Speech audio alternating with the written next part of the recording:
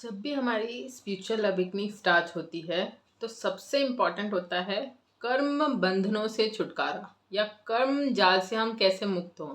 जो आप कर्म करेंगे वैसे ही फल मिलेगा, या आप बुरे कर्म करते हैं तो आप अच्छे कर्म करो। तो ये जो कार्मिक साइकिल है इसको हम कैसे ब्रेक करें, कैसे तोड़ें, या इसके चक्रव्यूह में कैसे न फंसें, इस बारे में आज चिंतन मनन करते हैं। अधिकांश संतों का सबका अलग अलग मत है कि अगर कोई सनातन धर्म के प्रचारक हैं तो वो कहेंगे कि नाम जप करो तो आपके कर्म बंधन मुक्त हो जाएंगे।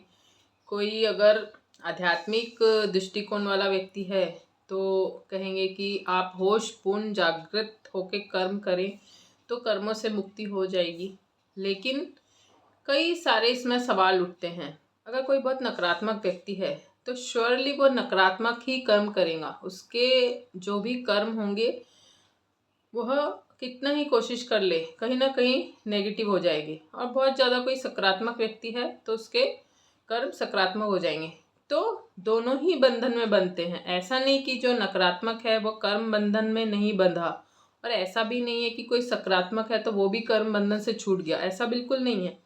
सकारात्मक हो चाहे नकारात्मक, दोनों कर्म बंधन में बनते हैं। जो नकारात्मक या बुरे कर्म करता है तो उसको फल भी बुरा मिलेगा, और जो अच्छे कर्म करता है उसको भी अच्छा फल मिलेगा। लेकिन अक्सर यहाँ उल्टा देखा गया है। जो अच्छे कर्म करते हैं वह आसपास के सराउंडिंग के कारण हमेशा बुरा फल पाते हैं, और जो बुरे कर्म करते हैं उनको अच्छे फल मिलते हैं। इस दुनिया में बाहर आप जाएं, थोड़ी दुनिया देखें तो आपको समझ में आएगा कि जितने भी बिजनेसमैन हैं, बड़े बड़े पैसे वाले लोग हैं या जिनका करोड़ों में बिजनेस है, क्या वो एकदम सही कर्म करके ही इतना पैसा बनाए हैं? तो वहाँ से हमारी जीवन दृष्टि हमारी बदल जाती है। लेकिन कहा जाता है कि कर्म का फल हर एक को भुगतना पड़ता है, देर सवेर, भले ही वो बाद में भुगते। लेकिन ये तो 16 आने बात सच है कि कर्म का फल चाहे अच्छा हो बुरा हो हमें भोगना ही पड़ेगा।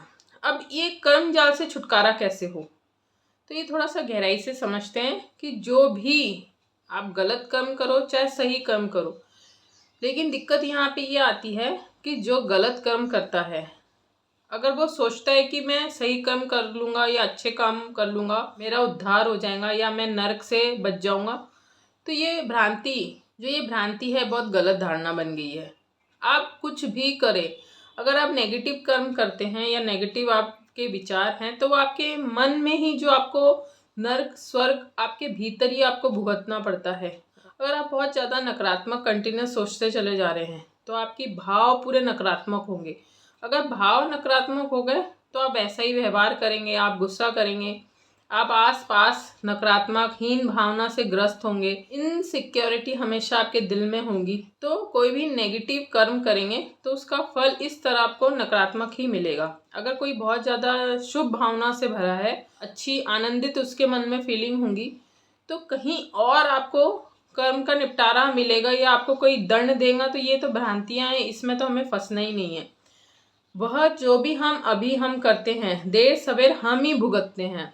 अगर आप अच्छा कर्म कर रहे हैं, अच्छी भावना है आपके मन में, तो देर सवेर आपको वह जरूर अच्छी भावना आपके ऊपर मल्टीपल होके बरसने लगेगी। तो ये बहुत गहरी बातें हैं जो हमें अच्छे से समझनी है। सबके विचार अलग अलग है। मान लीजिए किसी ने 2 नंबर का कार्य करके बहुत सारा धन बना लिया, यहाँ तो उसने बुरा कर्म कर दिया। अब अगर वो सोचता है व्यक्ति कि कहीं डोनेशन दे देते हैं, दान पुण्य कर लेते हैं, तो उसका जो कर्म है रिवर्स हो जाएगा। तो ये बिल्कुल भी गलत धारणा है। अगर ऐसा ही होता तो सब दुनिया में आध्यात्मिकता जर्नी की कोई जरूरत ही नहीं पड़ती। हर व्यक्ति गलत काम करता, माफ़ी मांग लेता और बात उसका निपटारा हो जाता। लेकिन ऐसा बिल्कुल भी नहीं है।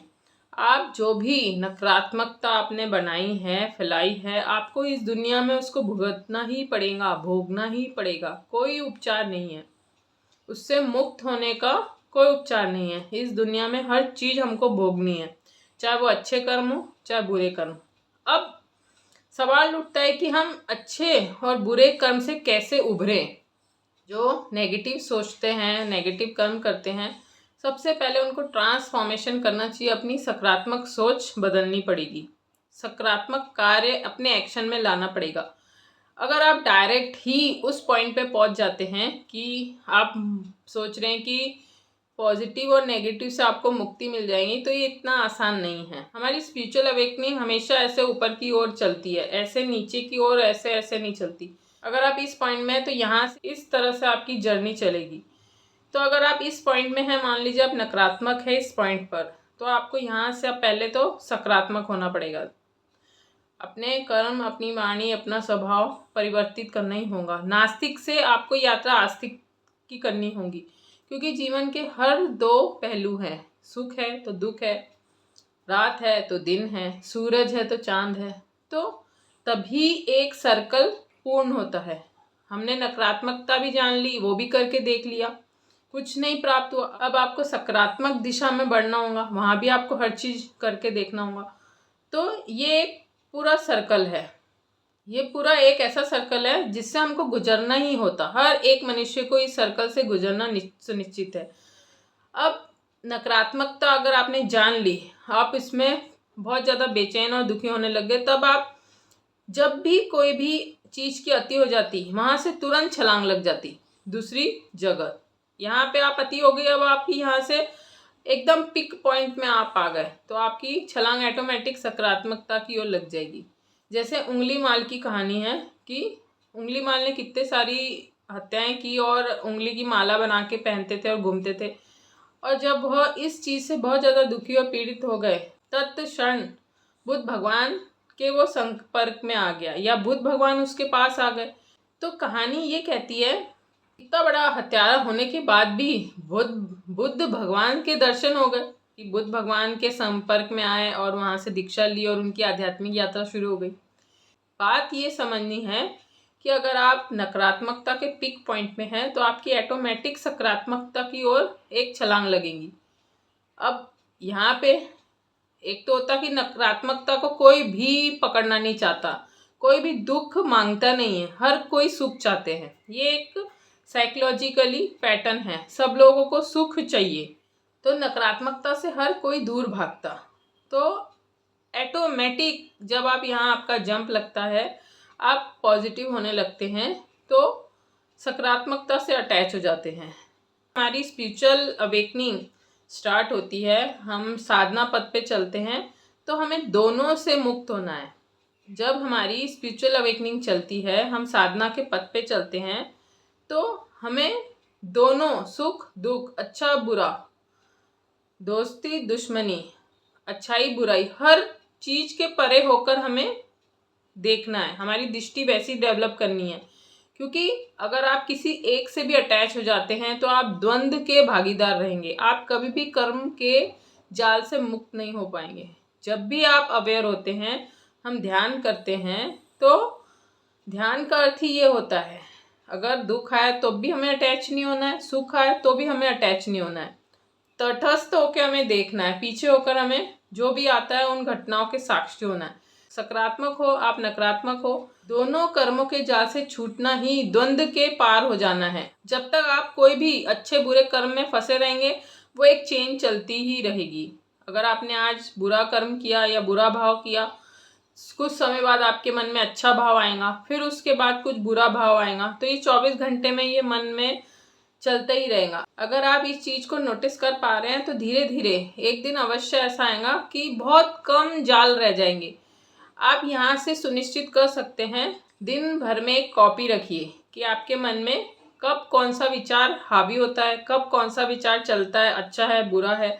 अगर जैसे आज 50 विचार आपके चलते हैं, भाव आते हैं, तो उसमें से अगले दिन 5-10 कम हो जाएंगे, फिर और अगले दिन लिखिए, उसमें और 5 कम हो जाएंगे, फिर अगले दिन और लिख के देखिए, 5 और कम हो जाएंगे।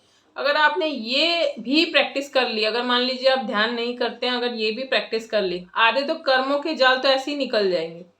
लेकिन ईमानदारी से हमें ये काम करना है, ईमानदारी से आपको लिखना है कॉपी में। तो ये एक ऐसा सर्कल है जहाँ से कोई भी नहीं बच सकता।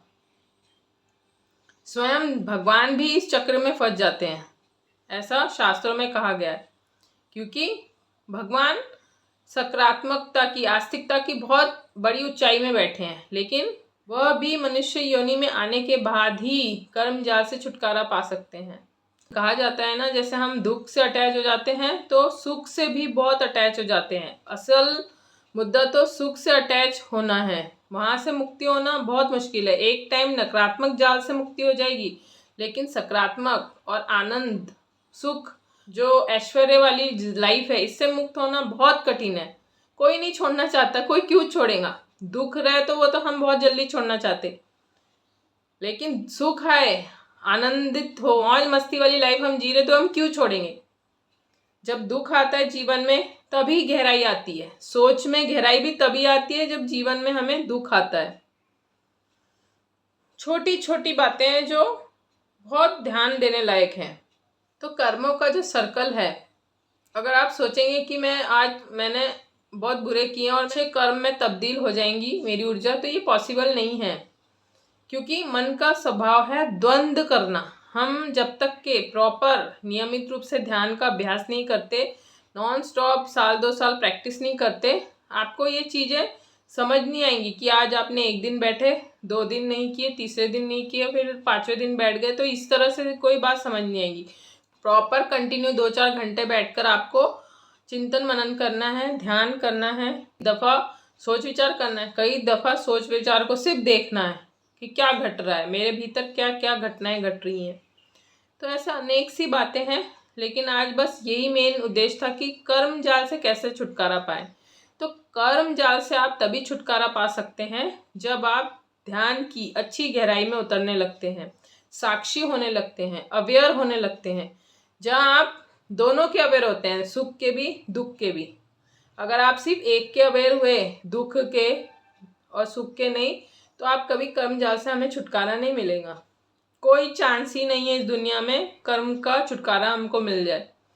तो ऐसे भी व्यक्ति हैं जो हर कर्म करते हैं, सब कर्म करते हैं, फिर भी पूरी तल्लीनता से होने के बाद भी, अगर गुस्सा है तो गुस्सा भी करेंगे, फिर भी वो मुक्त हैं। हंसी आए तो हंसेंगे भी, रोना आया तो रोएंगे भी, फिर भी वो लोग मुक्त हैं, क्योंकि वो उस द्वंद्व के पार हो चुके हैं।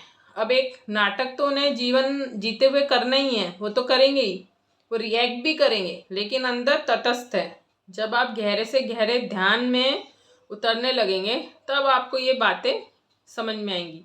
अब होता है जो व्यक्ति बहुत ज़्यादा लॉजिकल है, उसके दिमाग में 1760 विचार चलते हैं, वो कभी इन चीज़ों से मुक्त ही नहीं हो पाता।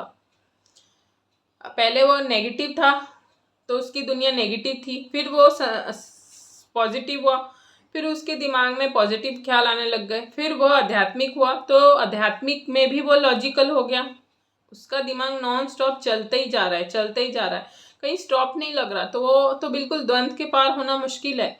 द्वैत के पार होना, तभी हम अद्वैत में स्थित हो सकते हैं। द्वैत के पार तभी हो सकते हैं जब हम अवेयर होंगे, साक्षी होंगे। तो अलग अलग संतों ने इसमें अलग अलग उपमा दी है। जैसे श्री कृष्ण भगवान कहते हैं, कर्मण्यवाधिका रस्ते माँ फलेषु कदाचन, अर्थात फल की आसक्ति छोड़ दो, कर्म बंधन अपने आप छूट जाएगा। और इसका अर्थ क्या है कि जो भी आप कर्म करते हैं, आसक्ति मुक्त कर्म करें, मतलब कोई भी इच्छा या कोई भी फल की इच्छा न रखें कि मैं जो कर्म कर रहा हूँ इससे मुझे कोई अच्छा बुरा फल मिलेगा। 100% तल्लीनता, अकर्ता भाव से कर्म करें। जब भी कर्ता भाव आता है तो हमारी आसक्ति जुड़ जाती है फल की। वैसे ही गौतम बुद्ध कहते हैं कि कर्म की मुक्ति जो होती है वह जागरूकता आने पर होती है। अगर आप जागरूक हो गए, हर कार्य, हर एक्टिविटी, बोल रहे हैं, उठ रहे हैं, बैठ रहे हैं, चल रहे हैं, सो रहे हैं, जो भी एक्टिविटी करते हैं, अगर आप उसमें होशपूर्ण रहते हैं, एक भी चीज़ बिना होश के नहीं करते हैं, तो आप कर्मों के जाल से मुक्त होने लग जाते हैं। हो सकता है कि पूरा तत्क्षण पूरे जालों से मुक्त ना हो, लेकिन थोड़े थोड़े चीज़ें कम होने लगती है। जैसे जो पुराने कर्म हैं वो तो हमें भोगने ही पड़ेंगे, लेकिन जो आज नए कर्म क्रिएट हो रहे हैं वो जब होशपूर्ण होते जाएंगे तो यहाँ से आपकी मुक्ति की एक नई पैटर्न शुरू हो जाएगा।